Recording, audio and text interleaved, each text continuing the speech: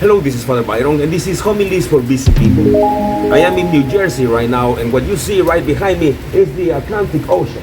And as we're having our reflection time and looking at the sea and seeing all those waves coming and going and breaking and forming, I cannot but help thinking of the scripture that we hear this weekend. Jesus is talking about growing weary in our prayer life. And I think that's something that all of us can relate. There are times when we wonder if we should keep on praying. There are moments in which we might not find an immediate answer to our prayers. There might be moments in which we wonder if we should continue praying at all. That's why Jesus wants to remind us that God understands the frailty of human condition and that God has a solution to it.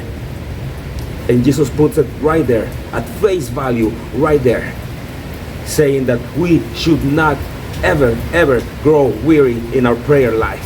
And he gives a very extreme example. He talks about a judge who doesn't care about anything, doesn't care about people, doesn't care about God, doesn't even have fear of God. And then he talks about this widow and widows. As you know, in the times of Jesus, they were seen as not even human beings. They weren't respected by society. And that's when Jesus gives this very extreme example of someone who doesn't care about anything at all, and somebody who has no voice in society, but how she gets her prayer and her wish granted. And all it takes is persistence.